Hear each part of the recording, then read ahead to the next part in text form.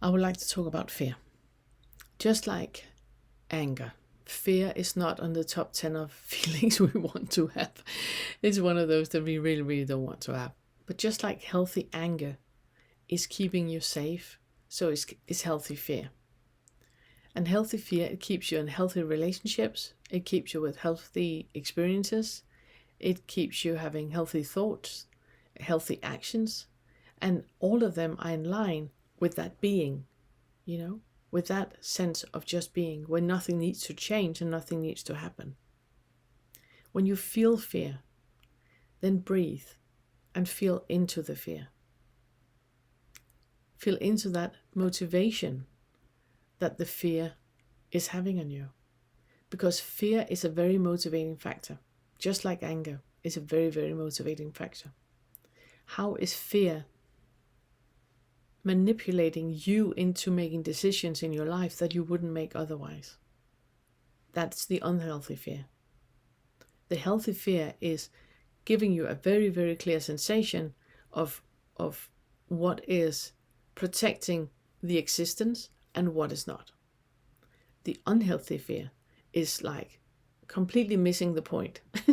It's telling you that everything is unhealthy, everything is dangerous, everything is fear evoking, everything can kill you. And you're right, everything can kill you. You're absolutely right. How is that skillful right now to look at it like that? And I'm not talking about jumping out of a plane without a parachute. Not what I'm talking about. I'm talking about if you have agoraphobia and you don't want to leave your house, that fear is keeping you from the being. It's keeping you away from where you actually are able to live your life. So when you feel fear, just breathe into it and feel into that motivation of the fear, and just keep observing what is happening. Where are you right now? In your direct experience right now, when you sit with fear, do you see that the feeling of fear is a thought? The sensation of fear is something completely different. If you stay with the sensation that you have in your body right now, do you see that the sensation is not connected with the thought? The sensation of fear is not the feeling of fear. Do you see that? And then ask yourself, is there really a reason to react? Is there a reason to react? Can you stay with that feeling of fear? Can you create space for that feeling of fear? Because normally when we have fear, when we have an anxiety or panic attacks, there's something underneath. There's something that we're not looking at. We have put a lid on something, and that something needs space. But in order for you to get down to it, to get in contact with it, you need to stay with the fear. Can you stay with the fear? Can you stay here right now and just breathe? And what is indicating that you need to react? So when you're caught in fear, the third fetter and the ninth fetter is going to be super, super challenging for you. Because it's where you think that you can plan into the future and make life more safe. You can't. You think that you can prepare in advance, and you can't. It makes you very, very fearful. So just stay with that. What right now needs your planning right in this moment? Absolutely nothing. It's a diversion. It's a diversion. There's something that while you are fearful in planning and preparing and making sure everything in the future is going to be in a certain way, while that is happening, something else is not happening. And what is it that is not happening? Normally it's life. Normally the pure being of you actually feeling what is happening, sensing with your body what is happening. That is what you're diverting from. And you can divert from that with a full lifetime. With a full lifetime.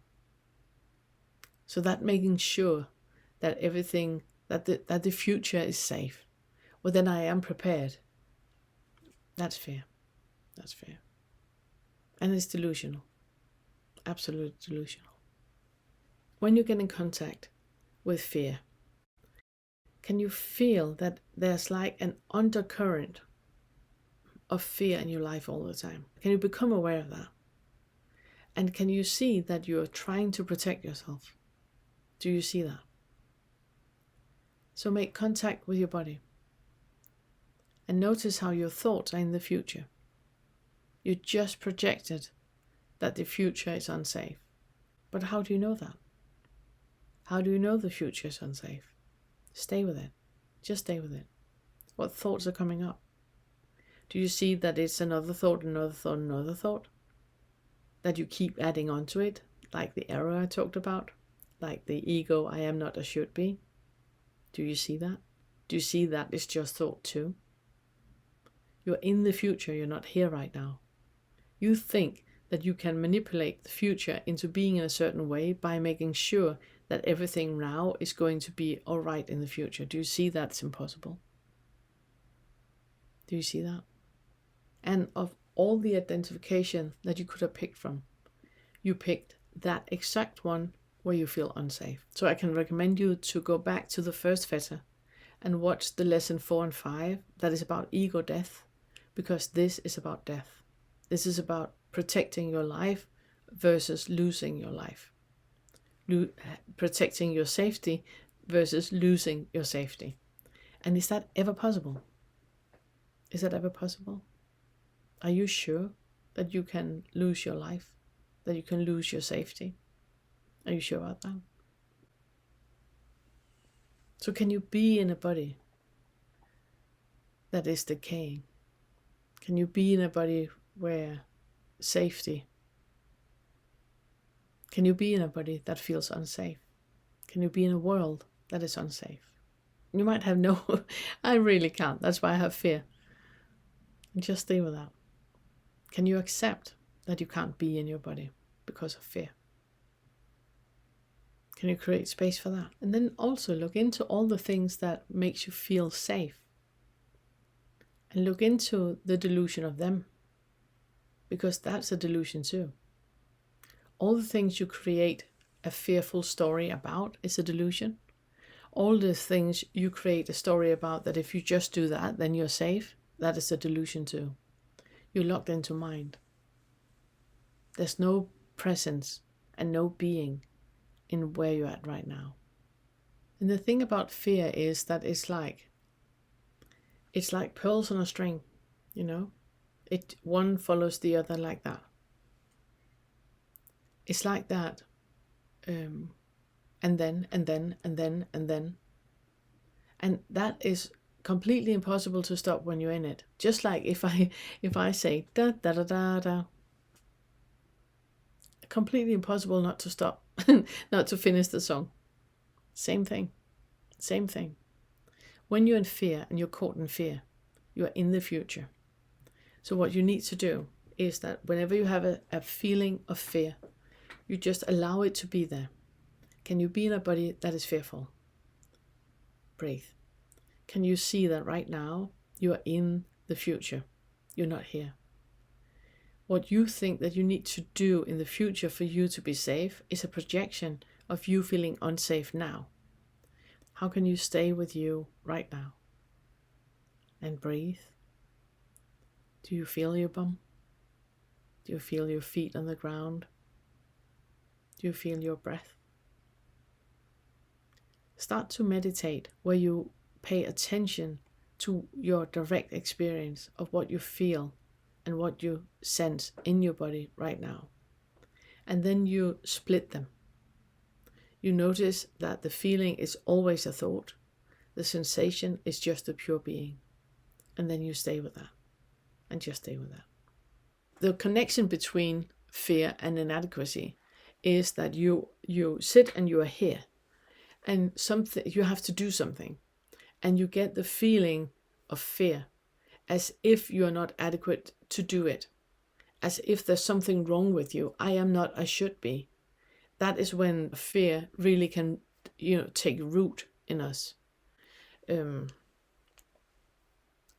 that inadequacy is just a thought. What you do with it when you feel it is that you are aware this is about fear. The foundation of this is fear. I feel unsafe. I feel that right now I'm moving into a position where it's better if I don't do it. And that is the ego and on one side, and it's selfing. Both of them are selfing. So what you do is that you sit with inadequacy and you breathe into it. You just open up to, okay, I feel super, super inadequate. Can I be in a body where I feel inadequate? Okay, it's so, so uncomfortable. Stay with it, stay with it, stay with it. You will then very, very quickly feel that your mind is jumping up to the fear and going back to the inadequacy. And it's like the thought is fueling itself with the fear and going back to inadequacy. And then you start to project, doing second arrow things, and you start to project what will happen, and what you will, and all those scenarios. And that is why you don't do it. So the feeling of inadequacy is a lie. It's a lie. It's identification, and it's not real. Other fear that is in the same category is panic and anxiety. It's the same thing. All three starting points can feel fear. So both the aggressive bully and the passive aggressive bully and the chameleon, it's mostly the chameleon that feels fear. And it's mostly the chameleon that has that conditioned about fear. Now, we are all three. You're all three all the time. And you will probably have when you saw the lesson, you probably felt that you were all three at the same time. You recognize yourself in all of them because you are all three at the same time. It's just in different situations you react differently.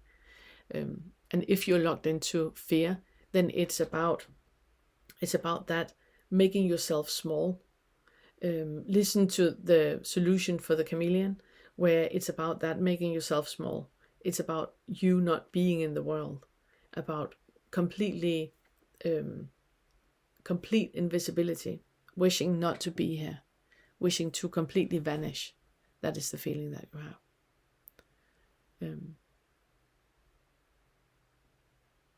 The way that we normally react when we feel fear. I'm now talking about something that I'm talking more about in the fourth and the fifth, and it is what I call the verbal indicators. And the verbal indicators is words that we use or sentences we create that is pointing to one of the emotional indicators. And a verbal indicator that is connected with fear is explaining. That is justifying. So you're justifying yourself because you have a sense of inadequacy and fear. You are explaining yourself so nobody can attack you in any way because of inadequacy and fear. What I would like for you to do and how you move forward with this is meeting the pain. Just stay with it. When you're in a situation where you experience the feeling or the emotion of fear, anger, guilt, and shame, you just stay with it. You breathe into it. You can withdraw yourself from the situation if you need, and then you close your eyes, you breathe into it, and then you separate the two because they're not connected. Fear, anger, guilt, and shame is delusional. There is no such thing as fear, anger, guilt, and shame. It's thought that is happening. It's identification with thoughts that is happening. Identification with feelings that is happening. But you need to meet the pain. If you just bypass it all and say it doesn't matter, it's not real. Pernille says it's not real. That's bypassing and gaslighting. I don't want you to do that. I want you to meet and experience the pain. So what you do is you close your eyes, you breathe, you put yourself in contact with the body, and then you separate the two. How much of this is thought? How much is this fear, anger, guilt, and shame is thought? How does this sensation feel in the body? And you will feel that there is a split between the two. One thing is thought, another thing is sensation. Two completely different things. If you can't separate it, if it's like completely interwoven and you can't separate it, then you ask yourself, can I be in a body that is full of fear, anger, guilt, or shame? Can I be in a body where it's possible for me to experience that, to feel that? So you meet the pain. It's either yes or no. Either yes, I can be in the body with fear, anger, guilt, and shame. Great, do that. You will at some point be able to separate. And then you will have The fear and guilt and shame, here it feels like something outside, away. It's just a thought. And you will have a sensation in your body that's completely different. Or you won't be able to be in a body with fear, anger, guilt and shame. Then you need to accept that you can't be in a body full of fear, anger, guilt and shame. That's one thing you can do. On a daily basis, I would like for you to close your eyes and breathe. Just be with whatever is right now. It's what I call just sitting, or what is called just sitting, where you just sit. It could be 2 minutes, 5 minutes, half an hour, 10 hours. It's up to you. What you do is you just sit and you are just present with what is right now, not your thoughts. Your thoughts are separate, just like sense of smell, sense of hearing, sense of seeing, touching, tasting. All that is separate. But just being with your direct experience right now, and you just sit. That's the second thing I would like for you to do. The last thing I would like for you to do is move your body, because the body remembers everything. In your body, you have fear, anger, guilt, and shame, and that can be activated. So if you start to move, like put music on that you like, start to move with it, you might feel ridiculous. Amazing. That's a feeling. Get into contact with it. Do that. You might start to feel pain somewhere. You might start to sob. You might start to, whatever is coming up, by moving your body. And it's by going for walks, doing qigong, tai chi, swimming, running, roller skating, bicycling, or dancing, shaking your body, getting in contact with your body and waking up your body in all the different ways, because you have fear, anger, guilt, and shame locked into your body. And the more you are in contact with the body, the more you are enjoying your body and using the body, the more you're getting in contact with it. So I said it before, and I would like to repeat it. Whenever you have a feeling of fear, anger, guilt, and shame, you are diverting. This is only a distraction. Any feeling you get, it's just a distraction. Whenever you have a feeling that you need to put your foot down, that you need to mark your words, you need to show your boundaries, you need to say no, you need to, well, I'm gonna tell them. That is a diversion. It's a diversion. You're doing something to avoid something else. So instead of reacting, get into the feeling that you have of fear, anger, guilt, and shame, and just stay with that. You cannot have any reaction that is a good reaction. You can respond, which is a good response. So, for example, if you have healthy fear and you respond with, nope, not getting into that van, that is a response. If you have a reaction of anger going like, oh, I'm gonna rah, rah, rah, that is a reaction. All reactions are diversions. You're diverting from something else. You're distracting from something else. So whenever you have the feeling that you need to, speak your piece, put your phone down, show them, just remember that that is identification and is only happening in you. Other people don't react like that. And if other people don't react like that, it's not truth. Now, if you then, socialize with people that all react like that, then you might be very, very tempted to believe that this is normal. It's not. It's identification. You don't need to. If other people can be in the same situation and not react like you do, then it is identification and you need to look at it. So whenever you have that feeling of, but I need to tell them, I need to say no, I ask yourself, are you sure? Are you sure you need to do that? Are you sure about that? There are other people in this world that don't react like that. Why do you have the need to do that? So I'm not, obviously, I hope you hear that. I'm not talking about you putting yourself in danger. I'm not talking about you jumping into a white unmarked van or letting, Uncle Peter file babysit. It's not what I'm talking about. I'm talking about you being aware of when you are identifying with fear, anger, guilt, and shame, and what is underneath that identification. I'm not talking about you walking out in front of traffic. I'm not talking about that. I hope you hear that. So that was it. I hope you have gotten an insight into asking the question, who is telling you that you need to be different? Who are they talking to? Who is that who? And who are they talking to? And what message is given? Yeah. Thank you. I want to thank everyone that are showing your appreciation of the Awakening curriculum by buying me a cup of tea and becoming members of the YouTube channel. I truly appreciate that gesture. It means so much to me, and it also makes it possible to keep the channel and the homepage free from paid promotion and all that stuff. So thank you so much. And if you're new to the channel, then you find the full Awakening curriculum either on the YouTube channel or on my homepage, themore.uk. The Awakening curriculum is a free resource for you to use the FetterWork in resolving the effects of trauma and integrating insights of non-self and non-duality into your daily life and become awake.